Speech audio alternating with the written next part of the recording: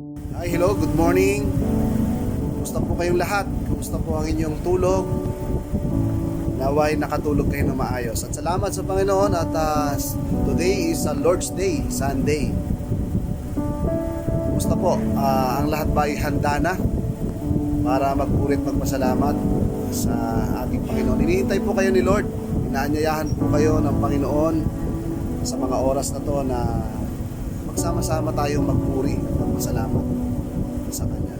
Kung naman ng church na kinabibilangan nyo, punta tayo sa church. Ang Diyos po ay naghihintay sa atin. So tandaan natin, reminder lang po, wag po kayong magagalit sa akin.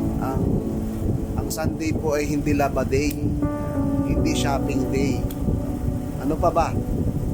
Hindi ito outing day. Ayan. Ang linggo po is Lord's Day. Ang Sunday is para sa Lord po yan. Ano po? So, paalala lang po ito. Sabi nga ni David, sa kanyang katha sa awit 122, verse 1, sabi niya, tayo'y magsiparoon sa bahay ng Panginoon.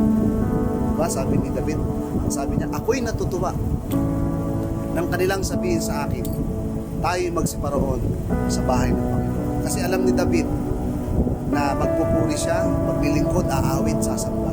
So magkaroon tayo ng ganong kagalakan na kapag kami nag-iya sa atin, Sunday ngayon, Lord's Day. Actually, hindi na nga kailangan may nag-iya. Automatic po. Yung papurit, pasasalamat at pagsamba ay dapat ibigay natin sa nag-iisang Diyos. Yung Ama natin doon sa langit. Kaya salamat po, pagpalain po ang inyong buhay. Tayo magmadali, para makarinig tayo ng mensahe ng Diyos na magpapatatag sa atin. Kailangan kasi natin to Walang ibang pinaka-importanteng kailangan ng tao kundi yung spiritual food na kinakailangan natin para mas tumibay tayo pagdating ng mga pagsubok, pagdating ng bagyo sa ating bagyo ng buhay.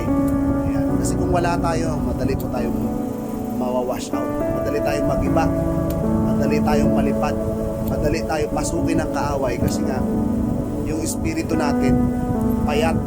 Yung espiritu natin ay kulang sa salita ng Diyos. Kaya pahalagahan natin yung ating paglilingkod, lalo na pag Sunday, para sa Diyos po ito. So salamat po at pupunta na kami ng mga anak ko. Nauna na yung aking hi, Patricia.